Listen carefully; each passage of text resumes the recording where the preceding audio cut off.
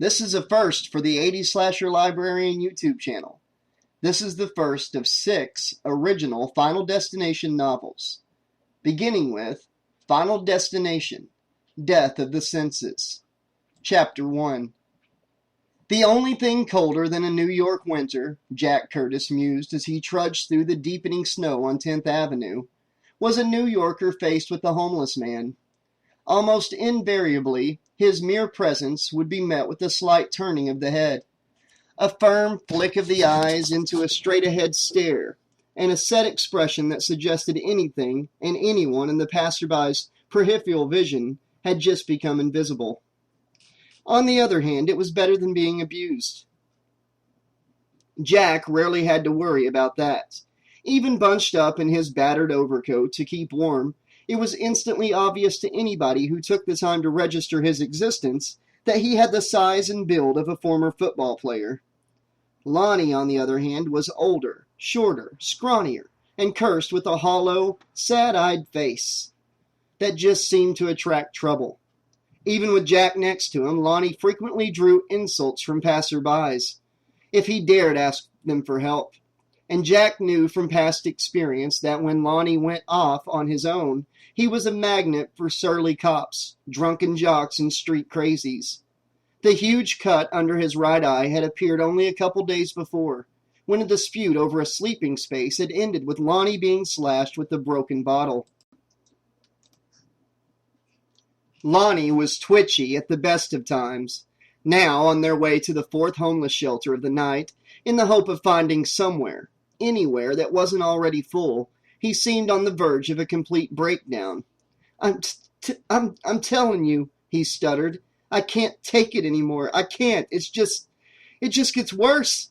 Every day it gets worse. There's no way out, Jack. No way. I just can't. He tailed off, pausing as they passed a trash can. For a moment, Jack thought he was going to dive into it in the hope of finding food, an act that Jack's pride had never permitted him to do. But instead, he bent down to retrieve a cigarette butt from the slush next to the can. Lonnie scrutinized it like a jeweler examining a diamond, then dropped it into his pocket.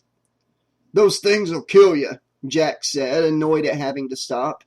Manhattan streets channeled the wind into a biting, stabbing knife of ice, and continually moving was the only way to provide any respite, however illusory. "Yeah, well, good," Lonnie snapped. "Least that way I won't feel the cold anymore."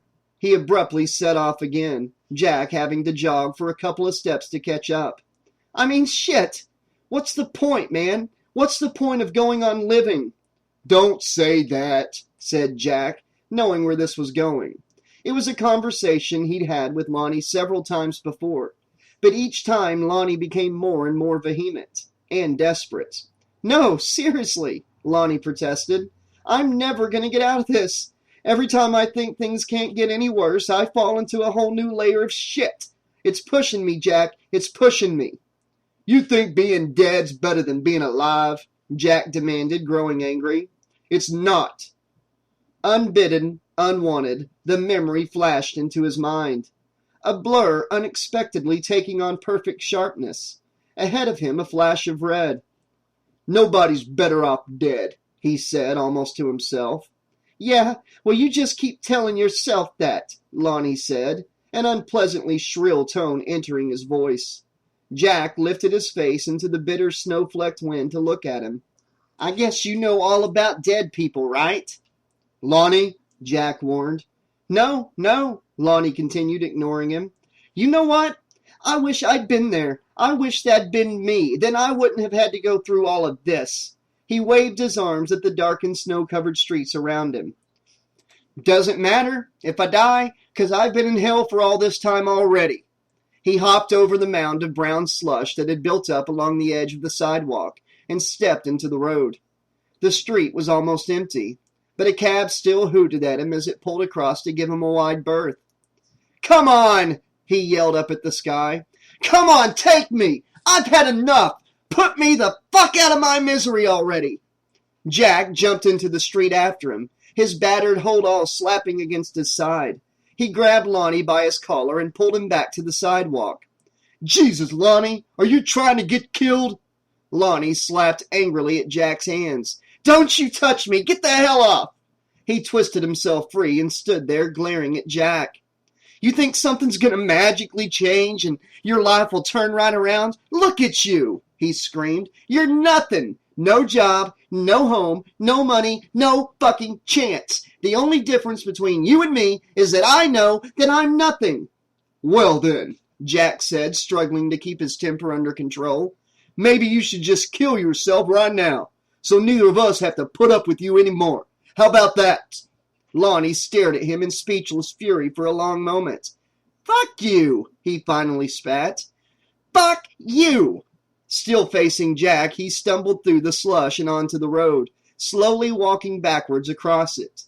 Jack moved to the edge of the sidewalk, quickly glancing up and down the street for oncoming cars. Fortunately, there was nothing approaching through the blowing snow. Lonnie, where are you going? Away from you. What about the shelter? Jack called, pointing a thumb down the street in the direction they'd been walking. I'll find my own goddamn shelter, or maybe I'll just freeze to death in a corner somewhere. That's what you want, huh? Lonnie! Lonnie reached the far side of the road, turning and heading for the next intersection. Don't you follow me, he yelled, jabbing an angry finger at Jack as he went. Jack stared after him. Shit, he finally muttered. He knew from experience that there was no point trying to talk to Lonnie now. He'd have to try to find him the next day and see if he'd calm down, assuming he managed to stay out of trouble for the night. In the meantime, he was freezing. Pulling his coat as tightly around himself as he could, Jack set off down 10th Avenue once more.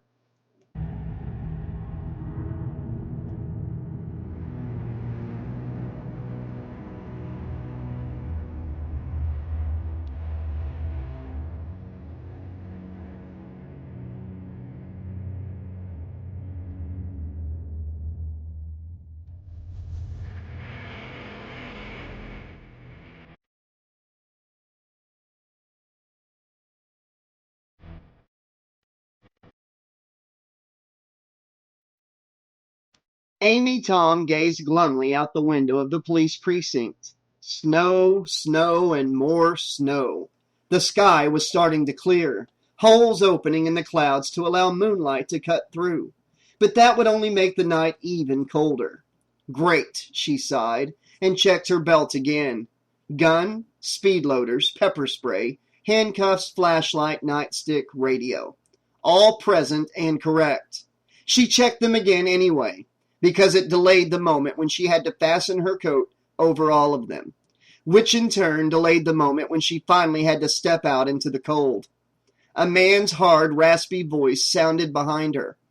Tom, quit screwing around and get your rice-eating ass in gear.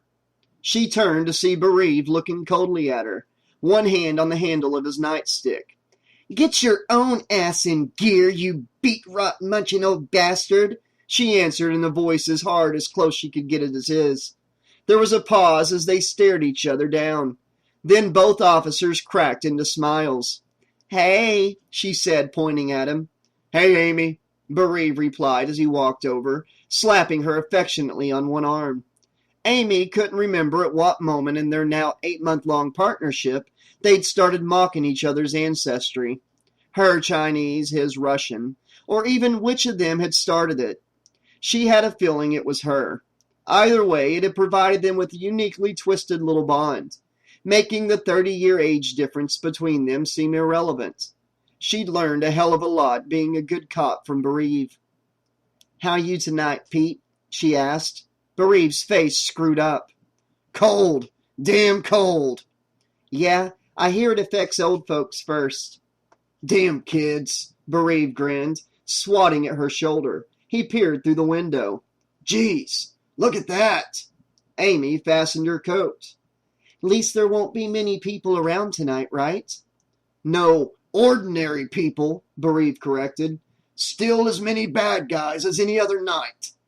Great. Still, at least they'll be easier to spot, I guess. I guess. Bereaved jingled a set of keys. Well, let's roll. Which car are we in? 201. Amy braced herself, then opened the door. The cold wind that rushed in was even more cutting than she'd expected. That better not be the one with the busted heater, though. She pulled on her gloves, huddled down into her coat, and scurried out into the dark, Bereave waddling along behind her. So much for shelter number 4. As Jack had expected, the place had been full. The volunteer working the desk had given him a couple of suggestions for where to try next, but the disillusioned tone in her voice hadn't given Jack any confidence of having more luck elsewhere. At least he'd gotten some soup and a slightly stale roll out of his visit.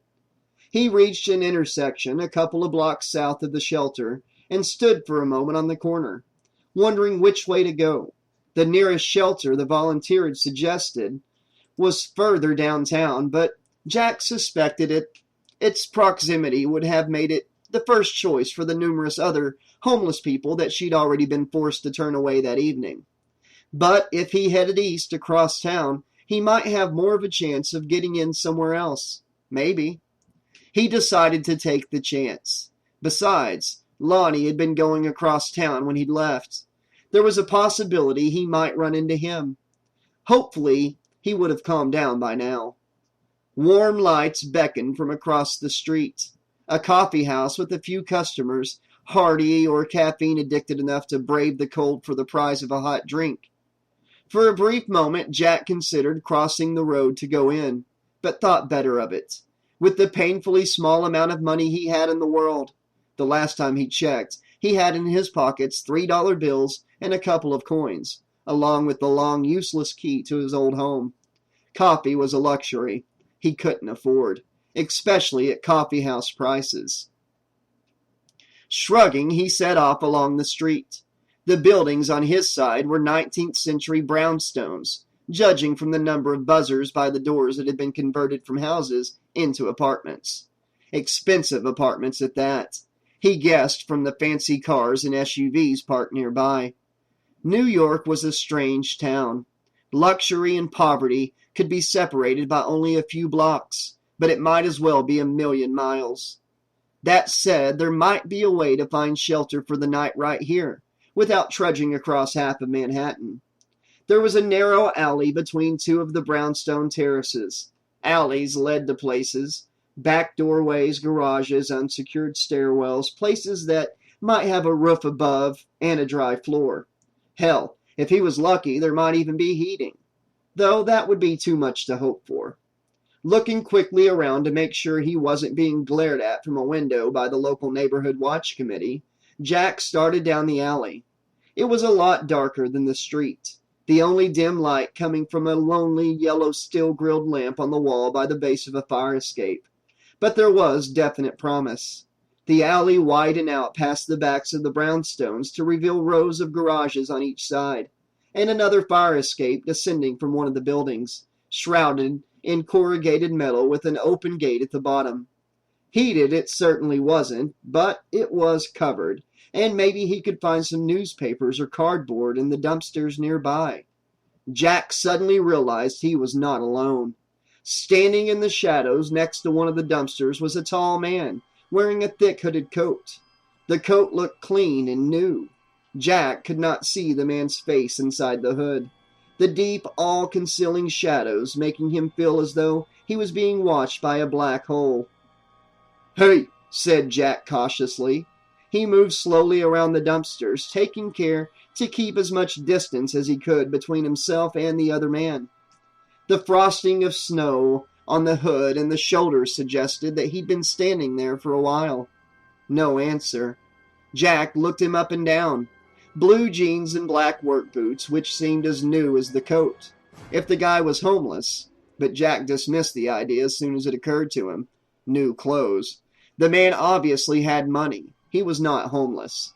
So why was he standing in a dark alley in the snow? "Okay," Jack said, opening his hands and stepping back as cautiously as he had advanced. "This is your alley. I get it. I'll be on my way." The man took a quick step forward, making Jack flinch. He was bigger than the hooded figure by a couple of inches, but something about the way the man held himself suggested menace. Light from the lamp cut into the darkness inside the hood, revealing intense, unblinking eyes set in a craggy middle-aged face, staring at Jack with cold disinterest. Why the eye of Artemis is at its whitest, so shall my work be done, said the man in a low voice. The senses of the city shall be purified. Right, Jack exclaimed, stepping backwards to widen the gap between them. Whoever the man was, he was a nut, and not a person to share an alley with. I'll just leave you to your purifying then.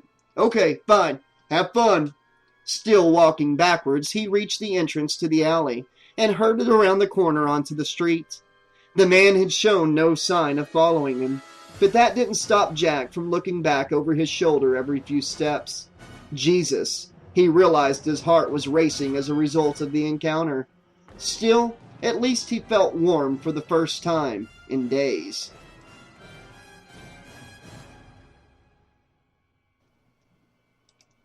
Bereaved slowed the patrol car and eased it around the corner heading west. So, you planning to move to Florida when you retire? Amy asked. Huh? I mean, you drive slow enough to fit right in with the little old ladies down there. Oh, hardy har, Bereave answered. You listen, I have been on the force for 33 years now. Not a single scratch on any vehicle I've driven. I take care of every piece of equipment I'm issued. And you know why? Respect for public property? Hell no, Bereave smirked. It's 'cause if I damage it, it comes out of my wages. Good point. After the first few uncomfortable and chilly minutes, the car had finally warmed up enough to be tolerable. Amy glanced to each side, checking the street. As she'd predicted, the city seemed almost deserted, the handful of people still around hurrying to the warmth of their destinations, with a few exceptions. This is what I'm telling you, Bereave said, slowing the car even more to point out two men standing in front of a closed shop ahead, televisions flickering in its windows behind the security grill. This is exactly what I've been telling you. See these guys? Everyone else tonight is in a rush to get home. But these clowns...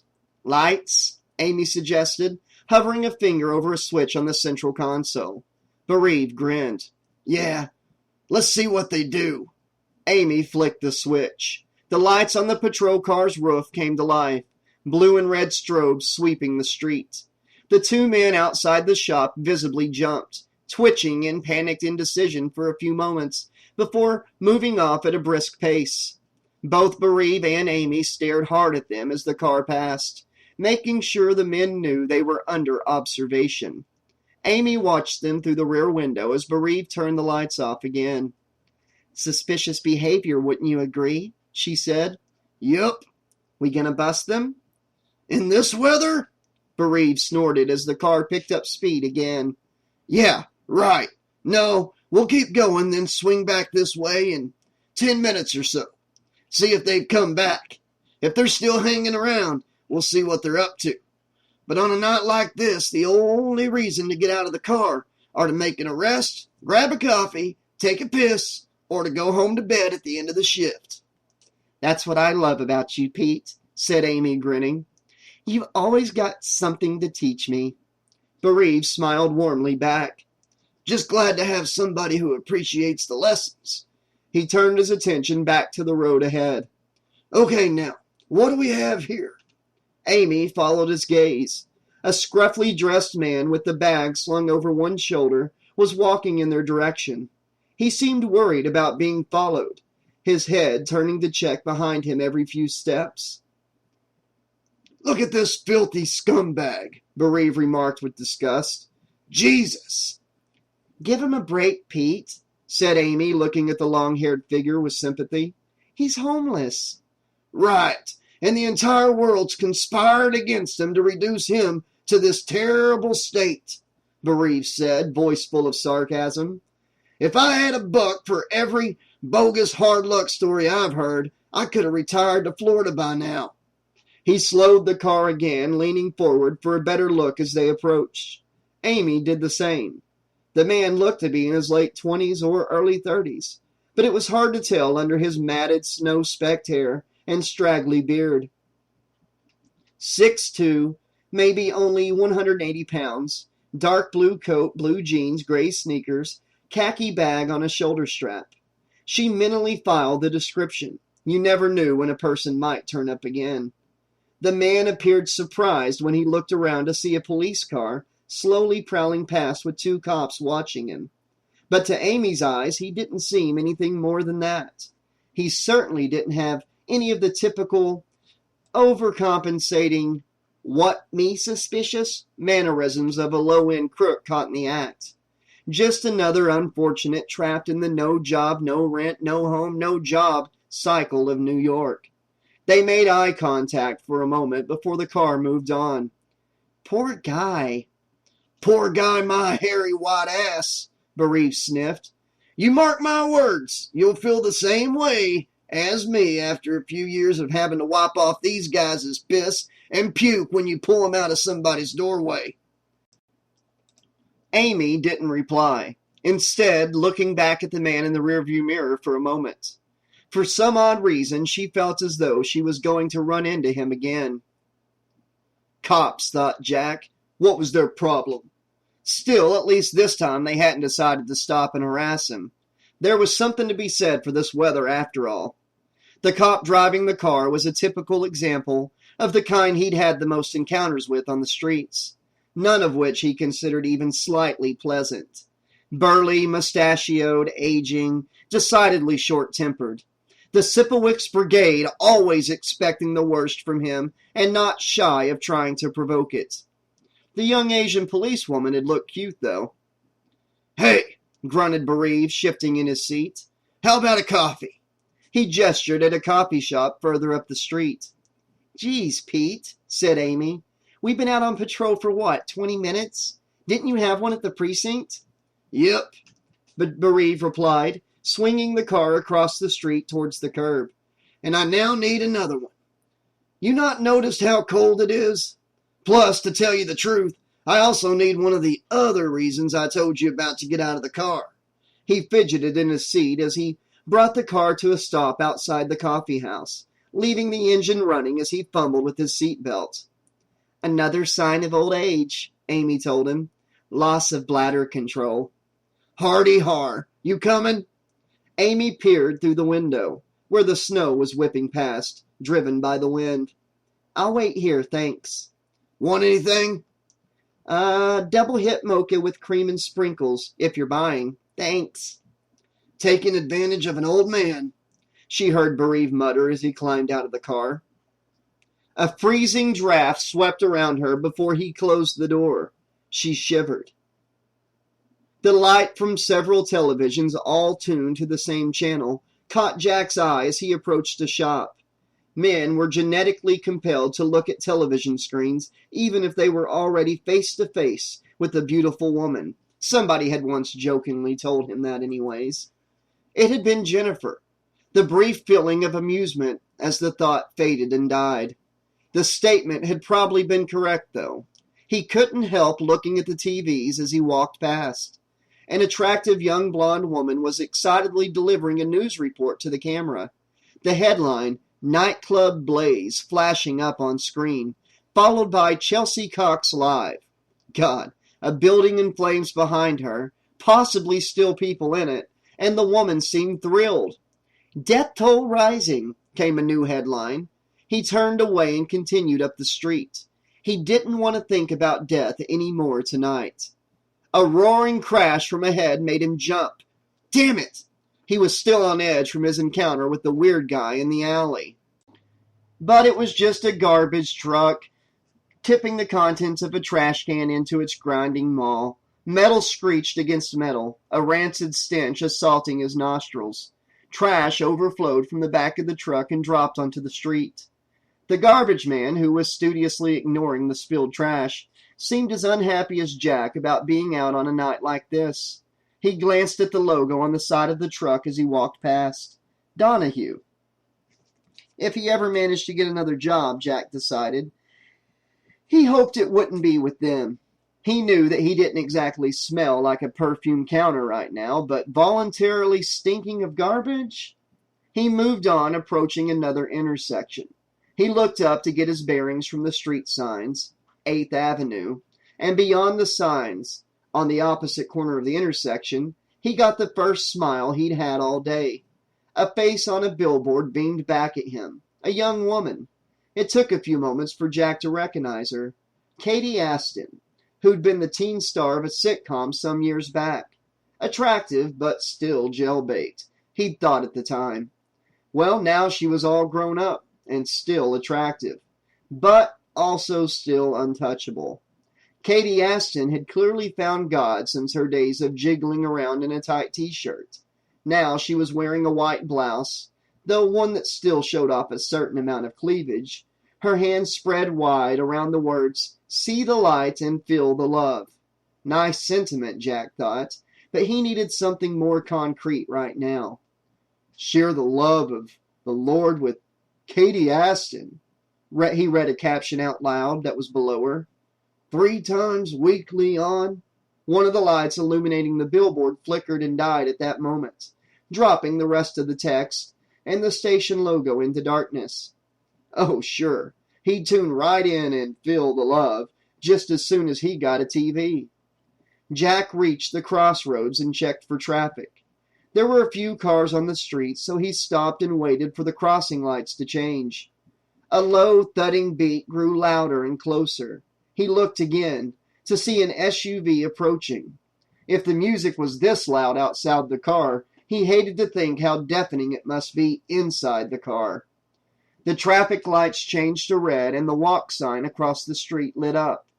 He set off across the road, but even over the pulse of the music, Jack could hear the SUV's engine revving up as the driver tried to beat the lights. He snapped his head around to see the oversized car accelerating at him. Then it suddenly slewed to one side as the driver stamped on the brakes, the wheels sliding helplessly through the snow and slush covering the road.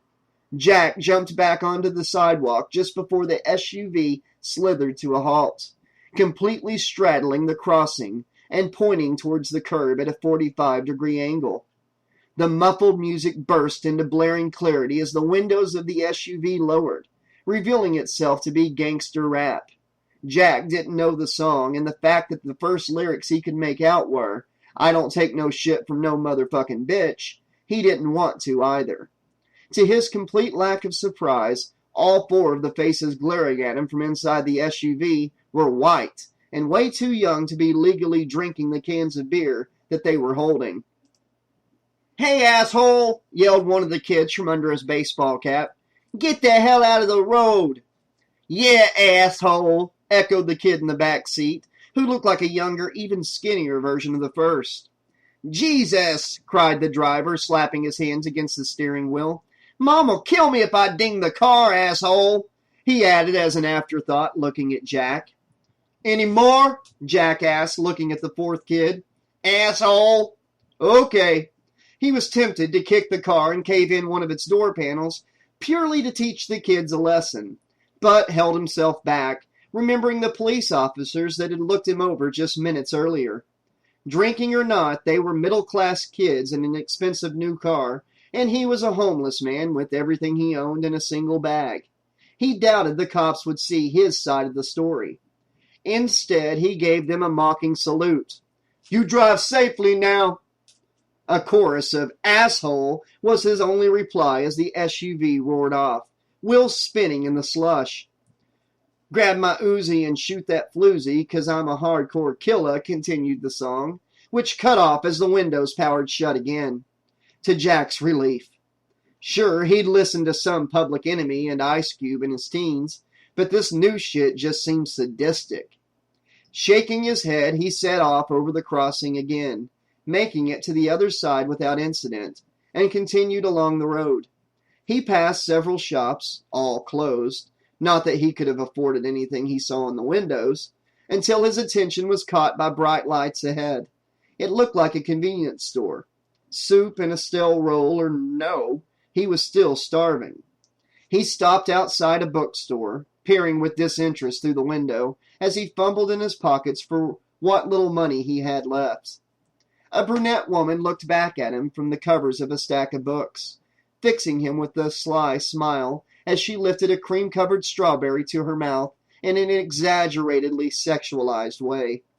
Sensual Kitchen read the title, the only name on the cover being the single word Dominique, another celebrity chef, just what the world needed. Well, she could choke on her sexual strawberry while he saw the culinary delights he could get for $3.26. Enough for a beer, part of his mind reminded him. Or two. He ignored it. Instead, he might just have enough for some bread, maybe a packet of pastrami or something. His heart sank as he reached the brightly lit storefront. It was a convenience store, all right, if you were in urgent need of porn. He stared at his distorted reflection in the silvered windows of the adult bookstore. God, he looked like nothing. Lonnie had been right. Disconsolate, he was about to restart his futile trek towards the shelter, when something burst in his head with a cold far deeper than anything he'd ever felt on the streets. Amy checked her watch. Damn it, what was Pete doing? She tried to look into the coffee house, but the windows were steamed up. She couldn't make out anyone standing at the counter, though, so presumably he was still in the John. Knowing the lack of enthusiasm with which coffee shop baristas served their customers late at night, she'd done her time serving lattes when she was younger, meant it would be the best part of 5 minutes before he got back with the coffee. Still, at least she was fairly warm in the car, and the intermittent radio traffic suggested a quiet night. She turned her attention to the street. Nice houses, not that she'd ever been able to afford one on a police salary. Who was that? Amy leaned closer to the window, trying to get a better look. She was certain she'd just seen a shape in the alley between two of the brownstones. It had ducked back into the shadows the moment it realized she was looking in its direction. There it was again. Somebody was hiding in the darkness of the alley, presumably waiting for her and Bereaved to drive away. She caught a quick glimpse through the gloom and swirling snow of a tall man, face shrouded by a hood. Amy looked back at the coffee house. Still no sign of Bereaved, damn it. She peered at the alley, shielding her eyes from the streetlights and waiting for them to adjust to the darkness. The shape was still there. A patch of blackness, only just discernible against the slightly lighter wall of the alley. Whoever the man was, he was definitely trying to stay out of her sight. Lurking on a public street wasn't a crime in itself, but it was definitely suspicious. Which meant, crap, she was going to have to get out of the car after all and head out into the snow. She took one last look at the coffee house in case Bereaved had finally reappeared, but whatever he was doing, he was still doing it. Was he reading the damn paper or something? Muttering a curse under her breath, she unfastened her seatbelt, opened the door, and stepped reluctantly out into the cold. The moon in the sky, phases flashing across it, impossibly quickly. A circular table, faces blurred, distorted, flickering past too fast to see. Distant laughter, clouds speeding over the city, swallowing it in night. The moon turning to black, a flash, light reflecting on metal, a knife. A dark, narrow passageway, the ground covered in snow, a woman's face, blood gushing from a wound, a slashed throat, another woman screaming, empty eye sockets swimming with black, glistening ooze, the knife descending, stabbing into flesh, a man's face ruined, a wet hole in its center, severed hands, fingers still twitching, a woman wailing in pain, face running with streaks of blood, another man clutching at his head, the knife slowly peeling through skin, an ear falling away like meat carved from a roast. A woman struggling for breath, eyes wide. A gaping mouth, white teeth speckled with red. Nothing beyond them but emptiness. A face somehow familiar yet oddly wrong. Distorted in some bizarre way, lurching backwards, trying to escape from something unseen. The table again, seen from above. A 5-pointed star with dark pulls at each of the points. A bigger pull at the center. Something resting in the dark liquid. The moon again, blooming from a tiny crescent to a full circle, blazing with light in the sky. And behind it all, a man's voice. Why the aisle? of Artemis is at its widest, so shall my work be done. While the eye of Artemis is at its wildest, so shall my work be done. The senses of this city shall be purified." Jack gasped, the cold air searing the back of his throat as he fought for breath. He'd been looking at his reflection in the window. Now he was slumped against the wall of the adult bookstore, cold snow soaking through his jeans, one cheek pressed against the slick glass. What the hell had just happened to him? He struggled to his feet, realizing as the wind hit his face that he was drenched in sweat. Still, unsteady, he looked around. Nobody was in sight. No one had witnessed his attack, whatever it was. If it had been a hallucination, it had been a spectacularly unpleasant one, the nightmarish images still swimming dizzily through his mind. Jack froze. He knew what one of the images was, without any doubt. The dark passageway, snow on the ground. It had been the alley where he'd encountered the crazy guy in the coat. The crazy guy who'd been talking about purifying. And the woman whose throat he'd just somehow seen cut, was the Asian policewoman who'd driven past him. Jack had no idea how or why he knew, but he was certain that he did know. She was about to die, in the alley, at the hands of the man in the coat. A block and a half back, the way he'd come. He started to run. Amy could see light further down the alley, but there was no sign of the man. Taking out her flashlight, she shone it down the narrow passageway, sweeping it from left to right and back again. Still no sign of him. Pointing it downward, she saw fresh, cleanly marked footprints in the snow. 2 different sets of prints. Though the freshest was also the most common. Whoever was lurking between the buildings, he'd been there for a while. She moved carefully up the alley, shining her flashlight alternately on the ground and across the walls. Still no sign of her lurker. A dim yellow glow came from a wall light by a fire escape to one side. She played the light over the metal structure. No sign of anyone on the steps. The alley widened behind the houses, and Amy moved warily to the nearest wall, shining her light around the corner to make sure nobody was hiding behind it. Nothing there. That meant either the guy had gone up the other, enclosed fire escape, was hiding behind the dumpsters, or had cut and run all the way to the far end of the alley while she was getting out of the car. Her light fell on the snow beyond the dumpsters. No footprints. None by the other fire escape either. That only left one place. She realized her hand was shaking slightly, and it wasn't from the cold. Still no sign of Bereave emerging from the coffee house. Shit! She was really starting to not like this situation. Amy transferred her flashlight to her other hand and slowly unclipped the safety strap over her holster, sliding her fingers around the butt of her revolver. She was a perfectly good shot with it, but that had been in practice. She'd only twice taken her gun out of its holster while on duty, and never fired it at a live target. She moved warily around the dumpsters. "Hello?"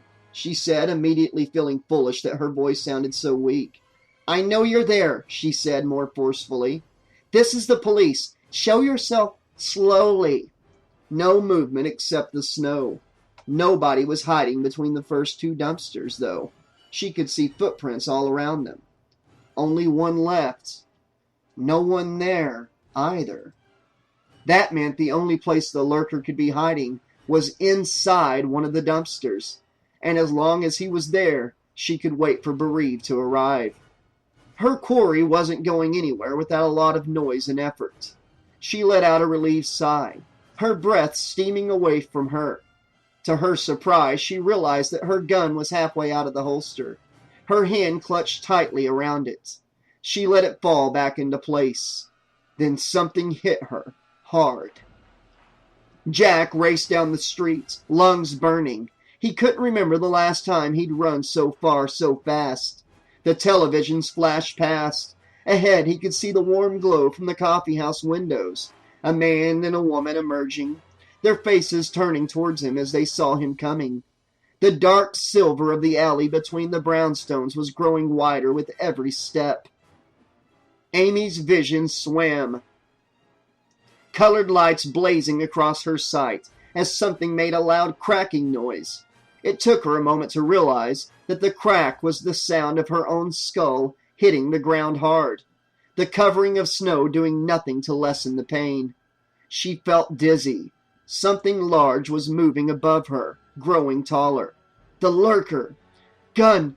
She struggled to make her hand move, forcing it towards the holster. No metal, just leather. It was empty. The gun had fallen out, landing silently in the snow somewhere out of sight. She tried to lift her head to look for it, but couldn't move. The dark shape was above her now, a silhouette against the dimly lit wall of the building. Some analytical part of her mind was still working through the haze, realizing where her attacker had hidden. He jumped up and grabbed the ladder of the first open fire escape, then climbed off it onto a ledge on the wall, hiding around the corner above where she'd shown her flashlight. A lot of good that knowledge did her now. Move! But she couldn't.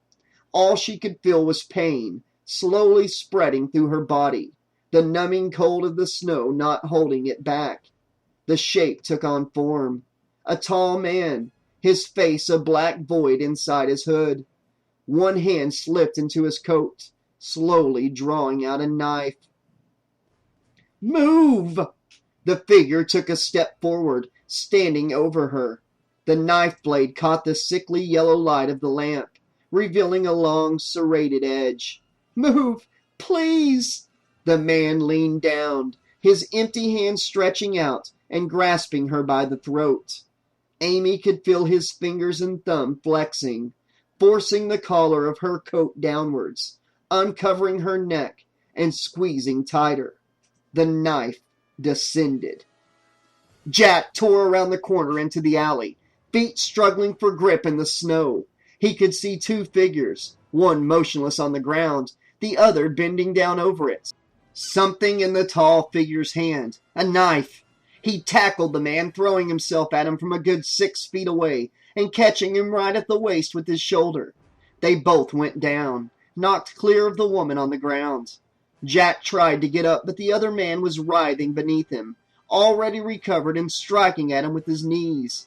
Jack twisted just in time to avoid a blow to the groin, but even so, the kick to his thigh was painful.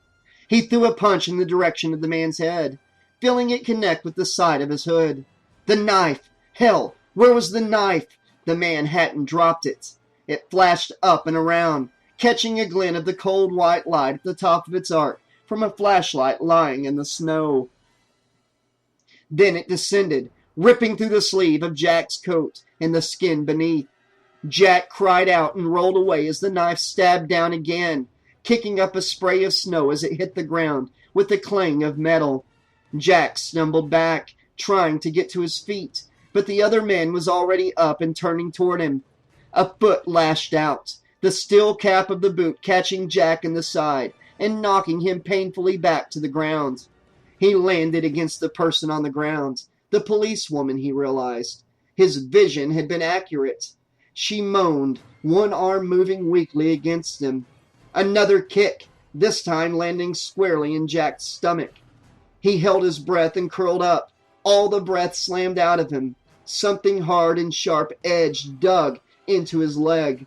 A cold lump of metal. Through a haze of pain, he looked up to see the man holding the knife, the impenetrable blackness of his hood still shielding his face. The policewoman moaned again. No, not a moan. She was trying to say something. Gun! In that instant, Jack realized what was digging into his leg. He landed on her gun. She must have dropped it when she was attacked, and now the only way to save them both was to snatch it up and fire like this. The flash from the gun lit up the man's face for a split second, an image that burned itself irrevocably into Jack's mind as the bullet hit his attacker on his left cheek just above the mouth. His features instantly obliterated by a red mist of blood and torn, shattered flesh and bone. The white of the snow was spattered with deep crimson. The impact snapped the man's head back, raising it to the dull yellow light from the fire escape. Jack could see a ragged hole, smashed teeth inside it at twisted angles, blood gushing from a ripped eye socket. The knife dropped to the ground. A soft gurgling noise came from somewhere within the man's shredded mouth. Then he toppled stiffly backwards, landing flat on his back with a dull thud. Jack painfully lifted himself onto all fours, a burning sensation in his injured arm. He could see blood around the rent in his sleeve. Gasping for air, the impact of the kick still imprinted on his stomach muscles. He turned to see if the policewoman was okay. "Drop it! Drop it! Drop that fucking gun right now!" Jack dizzily looked back along the alley. The policeman he'd seen driving the car earlier was standing there, a gun in his outstretched hands. It was aimed right at his face. He was almost surprised to discover that the gun was still in his hand. He released it. The policeman rushed forward and kicked him, a blow to his shoulder this time, pushing him away from the policewoman.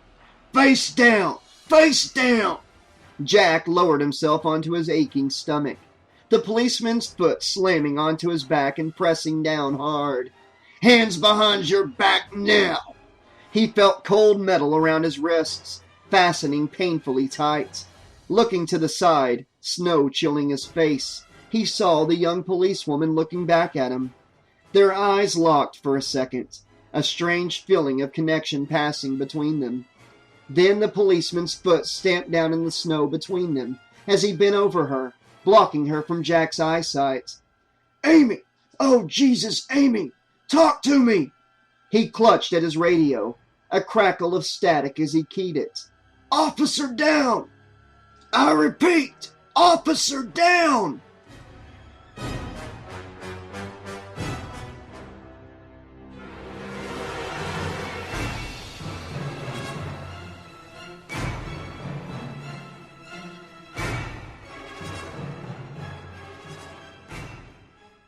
Okay, this has been the first chapter of Final Destination, Death of the Senses. I'm really digging this book so far. I mean, it's not a slasher novel. It's not Freddy, Jason, or Michael. But it's very interesting. It's a very interesting take on the whole Final Destination, premonition. They stop it from happening, and then death keeps coming. You know, I was expecting something big in this book that I'm reading, but just a 1 or 2 person vision. But still, it can make for a very interesting read about these people maybe trying to stop death, throughout the entire book or something. Or who knows, this might become a bigger thing as we move forward. I've never read this book before, so this is new to me too. And guys, also, I want to let you know, out of the 6 Final Destination books, this book, Death of the Senses, is the most rare Black Flame Final Destination novel, and really the most rare Black Flame novel, period, that they ever published. Because it was only out on bookshelves for a very short time, and they realized there was some type of grammatical error on the spine, I believe. And they recalled all of the books, and before they had a chance to get it fixed and put them back out in stores, the company folded. So there's only a handful of people that have this book. And thanks to the Twitter follower and subscriber and supporter of this channel, True Resident Evil. On Twitter, their name is @TRU Resident Evil. Thanks to them, they do own the book themselves, I was able to get this book and narrate it for you guys. Because you can't even find this book on Amazon and eBay hardly at all. And if you do, it's really expensive. But that's if you can even find it listed anywhere, because it is so rare. And I am so thankful to True Resident Evil for allowing me to read this, and for allowing me to narrate it for you guys. And I hope you guys enjoy the book as we move along and enjoy it as a whole. I cannot wait to hear what you guys think in the comments section so far of our first Final Destination novel here in the 80s Slasher Library. I'll be back very soon with the next chapter. Until then, this has been your friendly neighborhood 80s Slasher Librarian saying, thanks for listening, and death always has an appointment. Hi, this is Kane Hodder, better known as Jason from Friday the 13th, Victor Crowley from Hatchet. I've also played BTK, Ed Gein, Let's just say I've murdered a lot of people. In fact, I've murdered more people on film than any actor in history. So just keep that in mind. You are listening to the 80s Slasher Librarian. Keep listening, or I'll kill you.